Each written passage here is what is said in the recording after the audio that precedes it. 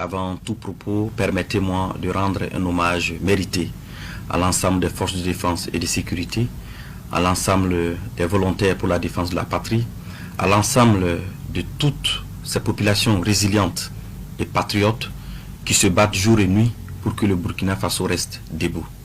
Grâce à leur résilience, grâce à leur détermination, grâce à leur abnégation, le Burkina Faso restera debout malgré toutes les adversités. Prompt rétablissement aux blessés.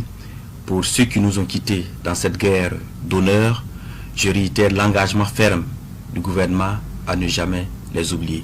Que la terre libre du Burkina Faso leur soit légère. C'est l'occasion pour moi de féliciter et de saluer le travail fort appréciable des services de renseignement. Grâce à leur professionnalisme, le Burkina Faso a déjoué pour la énième fois des tentatives de déstabilisation. Félicitations à eux. En substance, le 3 janvier 2026 à 23 h, il était prévu une action de déstabilisation du pays.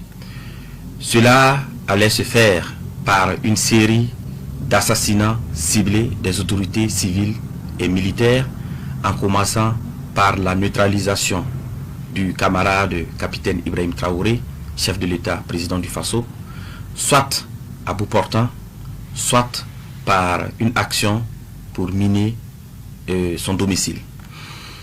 Après cette action, devrait suivre une action de mise hors service de la base drone et une intervention militaire terrestre des forces extérieures.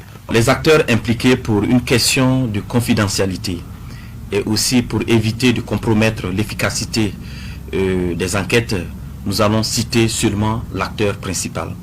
Il s'agit de l'ex-lieutenant-colonel Paul-Henri Sandaogo Damiba. Alors, il a eu pour mission clé de concevoir et de planifier les actions, de rechercher et de mobiliser les fonds, de recruter des populations civiles et des militaires. Les militaires avaient pour mission de coopter d'autres militaires, de mettre en place des groupes d'action avec des missions bien déterminées. Et les civils devraient mobiliser des populations, leurs adeptes, pour que après l'action militaire, ils puissent mobiliser leurs adeptes pour pouvoir soutenir l'action militaire. Ce qui est important aussi d'apporter comme élément d'information auprès des populations, c'est les sources de financement. Il s'est de souligner qu'une bonne partie du financement provient de la Côte d'Ivoire, dont la dernière opération s'élève à 70 millions. Alors, je tiens aussi à souligner que les interpellations se poursuivent, ainsi que le démantèlement des réseaux.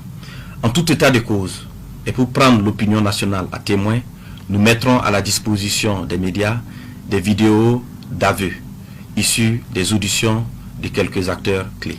Alors, les enquêtes se poursuivent, les interpellations également se poursuivent. Alors, toutes les personnes impliquées dans cette affaire seront présentées devant le procureur du Faso et toute la rigueur de la loi s'appliquera à eux. À l'endroit des Burkinabés, je tiens à rassurer les populations que la situation est sous contrôle. Je les invite à rester sereines. Aussi, je tiens à saluer l'esprit d'abnégation, l'esprit de patriotisme des populations et particulièrement de la veille citoyenne. Cette énième mobilisation des populations pour protéger leur leader, le camarade capitaine Ibrahim Traoré, témoin de leur détermination à soutenir la marche irréversible de la libération du Burkina Faso des chaînes de l'impérialisme. Je lance aussi un message d'unité nationale, de cohésion sociale et d'appel à vigilance accrue aux populations pour renforcer la veille stratégique de lutte contre l'impérialisme. C'est l'occasion pour moi d'appeler l'attention des populations à faire montre de discernement dans leurs activités quotidiennes pour éviter d'être auteurs ou co-auteurs ou complices des projets funestes de déstabilisation de notre pays en dénonçant tout comportement au numéro indiqué. Alors, je souligne cela parce que dans les investigations, de nombreux citoyens civils ont été également interpellés parce qu'ils ont été utilisés naïvement pour faire des courses ou pour transmettre des commissions par-ci, par-là.